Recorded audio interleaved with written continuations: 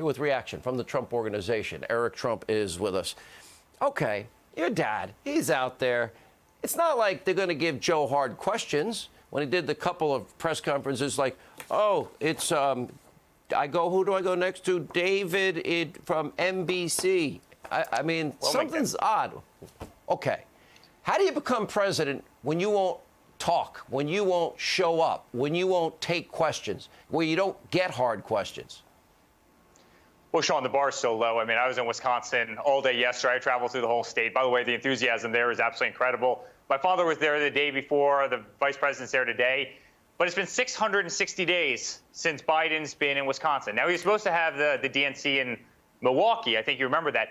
It's been 660 days since he's been there, and no one asked the question, why hasn't Biden showed up, right? And the same thing with Michigan, and the same thing with all these. I mean, the media sets the bar so low. If my father didn't go to a battleground state for 660 days, oh my God, Sean, they'd be on top of him. They'd be going crazy. He didn't even show up in the state that the DNC was supposed to be at. He hasn't been there for 2+ years, and everybody gives him a pass. He has taken it for granted. They've set the bar so low. I mean, all he has to do is live through the interview or the speech tomorrow. I mean, so long as he's still living at the end of the thing, they're going to, applaud it as being, the greatest piece of, lingual art, that's ever had. It's crazy. The bar is so low, and it's disgusting. The bar is low now, in a way, and I would bet everything I had that he's been practicing. Look at what the poll that I talked about earlier here. There are more Americans, a majority, nearly half of Democrats believe that Biden will not finish a 4-year term. I mean, that is stunning. Look, for all the questions the mob and the media asked about Reagan in 1984, Joe Biden will be older his first day of office than Reagan was on his last day of office.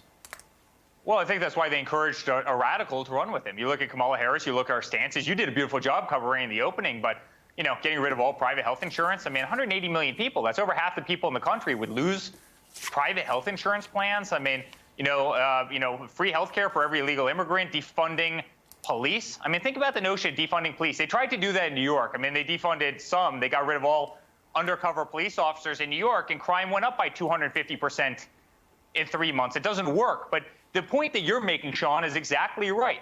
Right? They wanted somebody who was an absolute left-wing radical, because honestly, even if Joe Biden was in office, you think he's actually going to be running government? I mean, the guy called Arizona City last week. He said he was running for Senate, Senator of the United States. No, he's running for Commander-in-Chief, and Arizona is a great state. But you really think this guy has the aptitude to run government? She's going to be the one that's running government. I mean, come on, let's call a spade a spade. Let's look at Kamala Harris.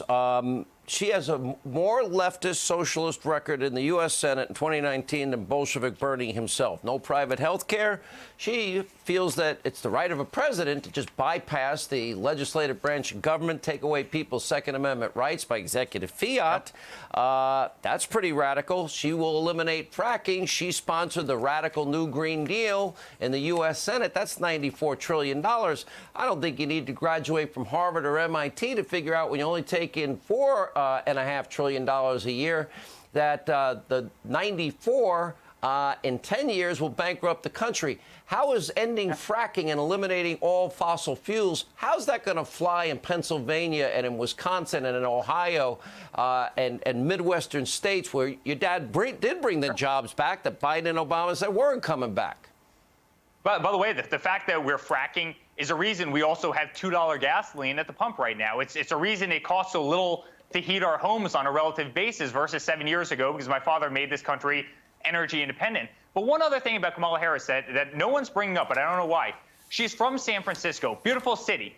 Unfortunately, it's gone to absolute hell, Sean. I mean, you look at the crime in that city. You look at the homelessness in that city. You walk down the street, there's people defecating, in the streets. You walk your kid to school, and you're walking over hypodermic needles. And this is a city that she governed over. So, if you want the rest of the country, if you want these states, if you want, all these swing states and the rest of the country to emulate San Francisco and the policies, I mean, people can't even live there. The taxes are so high. And, again, the city's gone to total hell.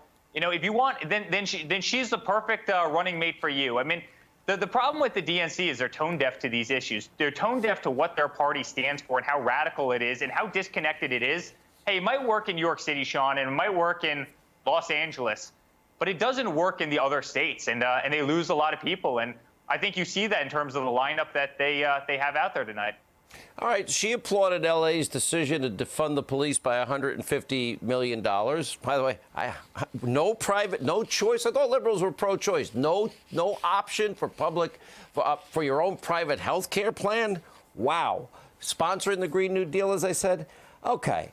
Now, Joe said police become the enemy, and he supports reallocating funds. Okay, these people, they're not talking about the lack of law and order and safety and security in all these liberal cities that have been run by liberal Democrats for decades.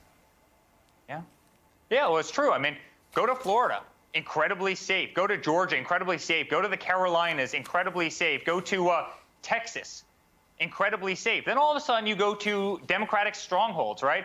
Go to Portland, Seattle, Minneapolis, Chicago, and now, New York City. And look at the difference between these states. There's one common denominator in all those states. Guess what? They're run by radical leftists, both mayors and governors. Their policies don't work. I mean, we've seen the case studies. They don't work. We've seen this movie. We know how this movie ends. We just saw it over the last 3 months in New York. They strip out 1,000 undercover NYPD officers. And guess what? Crime goes up by 300%, Sean. This isn't a difficult thing to figure out. And I don't know why they continue to double down on it. This is not a winning issue for them. I mean, stripping private health care is not a winning issue. This is not a winning issue. Getting rid of the Second Amendment, not a winning issue. Coming after people's religion, not a winning issue. I mean, I don't get it. I don't get why this is a policy. But then you see the speakers that are lined up, including Elizabeth Warren. And I'm so glad you mentioned that she was at the Native American Roundtable at the DNC yesterday. I mean, these people are tone deaf, Sean. They really are to true America. They don't get this country. They don't get what America stands for, and that's why my father is going to beat these guys in 73 days. Well, 76, but who's counting? I don't keep track of days. It's close enough, though. Well, it's certainly closer than their estimates for the cost of the new Green Deal. Eric Trump, thank you.